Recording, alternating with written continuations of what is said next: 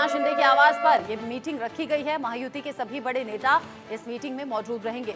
Meeting में विभागों के बंटवारे पर फैसला होगा। बड़ी खबर महाराष्ट्र की राजनीति से जुड़ी हुई है, महायुति की मीटिंग से जुड़ी हुई है। आपको याद होगा कल एकनाथ शिंदे ने यह कह दिया था कि उनकी तबीयत ठीक नहीं है और इसीलिए मीटिंग सभी रद्द कर दी गई थी। और आज हो सकता है कि कुछ बातचीत हुई हो और इस बातचीत के बाद में आज फिर से एकनाथ शिंदे के आवास पर ही मीटिंग रखी गई है और आज ये मीटिंग खास मानी जा रही है, मुख्यमंत्री के नाम के फैसले को देखते हुए भी और विभागों के बंटवारे को देखते हुए भी। ऐसे में क्या होता है बड़ा फैसला, ये देखना होगा। ऐसे में आज महायुति की बड़ी मीटिंग एकनाथ शिंदे के घर पर होगी और इस मीटिंग पर निगाहें महाराष्ट्र के साथ साथ देश के लोगों की भी हैं। आखिर ये साफ हो जाएगा कि कौन होगा मुख्यमंत्री, उस नाम से पर्दा हटना। हालांकि देवेंद्र फडणवीस का नाम तय माना जा रहा है, लेकिन एकनाथ शिंदे का यूं मीटिंग को रद्द करना या तबीयत खराब बताना, ये भी एक अलग तरीके से कयास लग रहे हैं कि शायद हो सकता है उनके जरिए तबीयत का बहाना बनाया गया हो और इस तरीके से बातें की गई हों। मेरे सीनियर कुलीग संजय शर्मा इस खबर को लेकर ज्यादा अपडेट के साथ जुड़ गए हैं। संजय, एकनाथ शिंदे की कल तबीयत खराब थी, सवाल ये कि आज ठीक हो गई क्या और आज मीटिंग में होना क्या है तय?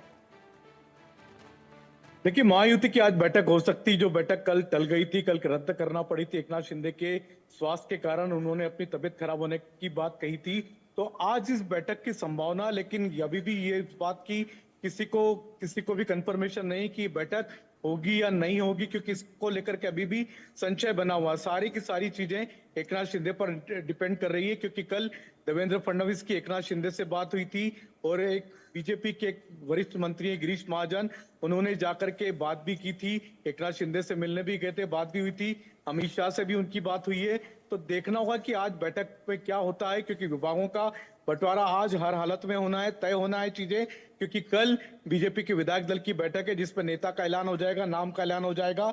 उसके बाद कल ही सभी को, महायुति के तीनों नेताओं को सरकार बनाने का दावा भी पेश करना है। तो अब सिर्फ 48 घंटे बचे हुए हैं, शपथ विधि का समय है 5 तारीख को ठीक शाम को 5 बजे, उसके पहले विभागों का बंटवारा होना है। तो आज भी खींचतान जारी रहेगी। देखना होगा कि आज किस तरीके से आज एकनाथ शिंदे कोऑपरेट करते हैं या आज भी उनकी तबीयत खराब रहती है। आपने कहा कि देखना होगा कि आज वो कोऑपरेट करते हैं या नहीं। कल आपने ये भी कहा था संजय कि एकनाथ शिंदे की तबीयत तब नहीं खराब रही पूरे कार्यकाल में जब वो बतौर मुख्यमंत्री काम कर रहे थे। ऐसे में मीटिंग से ठीक पहले ये कह देना कि तबीयत खराब है, बाकायदा घर पर हो रहे हैं, ऐसा भी नहीं कि हॉस्पिटल में एडमिट होने की नौबत आ गई हो, लेकिन ये मीटिंग को टालने जैसा था, एक बहाने जैसा था। फिर आपने ये भी कहा था कि शाम में हो सकता है कि अमित शाह से उनकी बातचीत हो, फोन करें, तो इस बात को लेकर कोई जानकारी है क्या? देखिए, कल एक वीडियो कॉन्फ्रेंसिंग पर मीटिंग होनी थी, देवेंद्र फडणवीस, अजित पवार, एकनाथ शिंदे, और इसी बैठक में अमित शाह भी जुड़ने वाले थे, उनकी बैठक हुई है। लेकिन ये इसमें बैठक में क्या क्या हुआ, क्या बातचीत हुई, क्या जो एकनाथ शिंदे की 2 बड़ी मांगे थी, गृह मंत्रालय को लेकर के, विधानसभा स्पीकर को लेकर के, तो उस पर बीजेपी का क्या रुख रहा है, बीजेपी क्या उन मांगों पर सहमत हो गई है, इसकी जानकारी आज दिन में दोपहर में लगना चाहिए, क्योंकि बीजेपी के नेताओं के पास अभी फिलहाल सभी के पास कोई जानकारी नहीं है कि किसके पास क्या क्या रहेगा।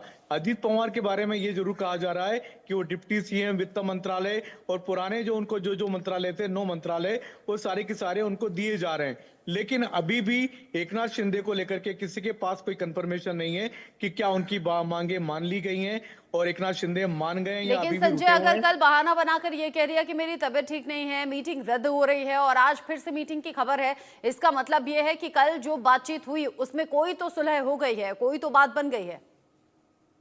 बिल्कुल, कुछ बातें जरूर हल हुई हैं, क्योंकि देवेंद्र फडणवीस ने साफ साफ कहा था एकनाथ शिंदे से कि अमित शाह का नेचर ऐसा नहीं है, वो किसी के दबाव के आगे नहीं झुकते हैं और दबाव में आने वाले व्यक्ति नहीं है, और सरकार बनाने का रास्ता पहले से साफ है। बीजेपी के पास पहले से पर्याप्त नंबर मौजूद है, अजित पवार साथ में खड़े हैं, तो नंबर की दिक्कत नहीं है। आप साथ में आएंगे तो अच्छा होगा, महायुति की सरकार अच्छे से बनेगी, वरना बीजेपी को आपके बिना आगे बढ़ना पड़ेगा, क्योंकि शपथ विधि की जो तारीख 5 तारीख तय हुई है, वो तारीख बीजेपी आगे बढ़ाने वाली नहीं है।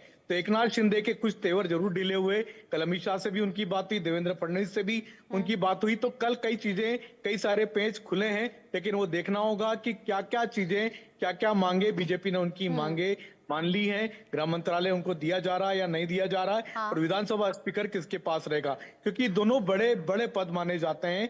विधानसभा स्पीकर का पद ऐसा है जो सरकार को कंट्रोल करता है, रिमोट कंट्रोल उसके हाथ में होता है, और गृह मंत्रालय यानी पूरी की पूरी पावर उसके पास होती है। जिस तरीके से आपने कहा कि शायद हो सकता है बात बन गई है, इसी बीच मिल रहा है एक बड़ा अपडेट। संजय आप रहिएगा। महाराष्ट्र में नए सीएम को लेकर बड़ी खबर जानिए। देवेंद्र फडणवीस बन सकते हैं मुख्यमंत्री, और ये पहले दिन से आपका अपना चैनल इंडिया न्यूज आपको बता रहा है। कल बीजेपी विधायक दल की बैठक होनी है, और जैसे संजय ने बताया कि 5 तारीख डिसाइडेड है कि 5 तारीख को शपथ ग्रहण होना है, और इसीलिए भी एकनाथ शिंदे के पास शर्तें रखने का बहुत ज्यादा टाइम है नहीं। बैठक में विधायक दल का नेता चुना जाएगा देवेंद्र फडणवीस को, और उनके नाम से ये समझिए कि लगभग चीजें तय हैं, बस अनाउंसमेंट बाकी है। संजय, हम पहले दिन से इसको लेकर बात कर रहे हैं, आप भी बार बार दावा कर रहे हैं कि ये लिखकर रख लीजिए कि देवेंद्र फडणवीस ही अगले मुख्यमंत्री होंगे, लेकिन सवाल ये कि आखिर इतनी देरी क्यों? 5 तारीख शपथ ग्रहण है, कल बैठक होनी है, विधायक दल का नेता चुना जाएगा। ऐसे में एकनाथ शिंदे क्या ये नहीं जानते कि शर्तों का वक्त नहीं है, ना ही शर्तों का स्कोप है, क्योंकि बीजेपी के पास अपने इतने नंबर्स हैं कि वो बहुत ज्यादा डिपेंडेंट है नहीं। वहां अजीत पवार के साथ जाकर सरकार बनाई जा सकती है। ऐसे में एकनाथ शिंदे को क्या, जिस अकड़ की आप बात कर रहे हैं, वो अकड़ थोड़ी ढीली नहीं करनी चाहिए? देखिए, एकनाथ शिंदे पहले तो मुख्यमंत्री पद बीजेपी को देने को तैयार नहीं थे। बाद में अमित शाह के साथ जब बैठक हुई महायुति के तीनों नेताओं की, तब अमित शाह ने साफ तौर पर कह दिया, स्पष्ट रूप से कहा कि बीजेपी का ही मुख्यमंत्री होगा, क्योंकि इस बार नंबर बीजेपी के फेवर में आए हैं। 90% के आसपास बीजेपी का स्ट्राइक रेट रहा है। तब बड़ी मुश्किल से जाकर के एकनाथ शिंदे मान तो गए दिल्ली में, लेकिन मुंबई आकर के सीधे सतारा चले जाते हैं। अपनी तबियत खराब होने का बहाना बनाते हैं, मुंबई लौट आते हैं। मुंबई लौट करके फिर कहते मेरी तबियत खराब है, महायुति की बैठक में भाग नहीं लेते। तो लगातार हमने देखा किस तरीके से एकनाथ शिंदे ने लगातार अपनी बार्गेनिंग बढ़ाई है, प्रेशर टैक्टिक्स चलाई है, जिसको लेकर के अभी तक महाराष्ट्र में सरकार का गठन नहीं हो पाया। लगातार देरी होती रही, लेकिन बीजेपी की तरफ से 5 तारीख का ऐलान कर दिया गया। शाम को 5 तारीख को 5 बजे शपथ होगी। इस तारीख और इस समय को बीजेपी अब आगे बढ़ाना नहीं चाहती। तो ये जो समय दिया गया था एकनाथ शिंदे को मनाने का, वो समय अब पूरा हो चुका है। अब एकनाथ शिंदे मानते हैं तो ठीक है, नहीं मानते तो बीजेपी उनके बिना भी आगे बढ़ेगी। हमने देखा कल किस तरीके से अजीत पवार को देवेंद्र फडणवीस ने दिल्ली भेजा, अमित शाह से मिलने के लिए भेजा। वो कहीं ना कहीं दबाव बनाने की राजनीति थी एकनाथ शिंदे पर कि आप मान जाते हैं तो ठीक है, वरना अजीत पवार के साथ मिलकर के हम सरकार बना लेंगे। अब ये मैसेज क्लियरली क्या एकनाथ शिंदे तक पहुंचा है, और क्या कल की बातचीत में कुछ ऐसा ही संदेश एकनाथ शिंदे तक गया होगा, और उसके बाद ही आज मीटिंग की खबर है कि हाँ सभी की मीटिंग होगी महायुति में? बिल्कुल, आज देखना होगा दिन भर के क्या डेवलपमेंट होते हैं। एकनाथ शिंदे क्या ठाणे से मुंबई आ जाते हैं, मुख्यमंत्री निवास में आ जाते हैं, और आज महायुति की जो संभावित बैठक है उसमें भाग लेते हैं। ये देखना होगा, क्योंकि अगर सभी चीजें स्मूथ चली तो फिर ठीक है, नहीं तो फिर पहले दिन से ही जिस तरह से एकनाथ शिंदे ने लगातार दबाव बनाने की राजनीति की है, उसको लेकर के लगातार संशय का दौर जारी रहेगा, और फिर बीजेपी अजीत पवार के साथ आगे बढ़ेगी। हालांकि सरकार में, सत्ता में हिस्सा पाना एकनाथ शिंदे भी चाहते हैं, लिहाजा कोई भी मौका एकनाथ शिंदे छोड़ना नहीं चाहते। लेकिन जितना भी दबाव बनाना था वो सरकार बनने के पहले ही बना सकते थे, उसके बाद बनने की बात थी, उनकी कोई बात नहीं मानता। लिहाजा उन्होंने सारी ताकत पहली लगा दी कि सारी मांगे उनकी मान ली जाए। अब सारी ताकत लगाने के बाद क्या हिस्से आता है एकनाथ शिंदे के, या फिर क्या उनके हाथ से छूट जाता है? जाहिर सी बात है मुख्यमंत्री पद उनके हाथ से छूट गया है, देवेंद्र फडणवीस मुख्यमंत्री होंगे। लेकिन हाँ, जैसा आपने कहा कि 2 बड़ी मांगे एकनाथ शिंदे ने रख दी, क्या यह भी हो सकता है संजय कि 2 में से कोई एक मांग मान ली गई हो? देखिए, बीजेपी के पास देने को काफी चीजें, गृह मंत्रालय भी बीजेपी दे सकती है, विधानसभा स्पीकर का पद भी दे सकती है। साथ ही साथ केंद्र में बीजेपी की सरकार है, केंद्र की सरकार है, वहां भी एकनाथ शिंदे के जो सांसद है उनको केंद्र में मंत्री बनाया जा सकता है, उनके बेटे सांसद है उनको केंद्र में मंत्री बनाया जा सकता है। तो बीजेपी के पास देने के लिए काफी कुछ एकनाथ शिंदे को, लेकिन देखना होगा किस तरह की बार्गेनिंग हुई है और उसमें एकनाथ शिंदे को क्या क्या मिला है। उसके लिए हमको कल तक का इंतजार करना पड़ेगा। आज भी बैठक हो सकती है, लेकिन अभी इंतजार करना होगा कि उनको क्या क्या चीजें हासिल हुई है। इस बात की जानकारी आज दोपहर बाद तक, आज शाम तक आना चाहिए कि उनको क्या क्या चीजें हासिल हुई, क्योंकि मंत्रालयों का बंटवारा अभी भी तय नहीं हो पाया। ये इसी बात की खबरें अभी हमको कल से मिल रही है। और अगर नंबर्स की बात करें संजय, तो बिना शिवसेना शिंदे गुट भी सरकार बन सकती है।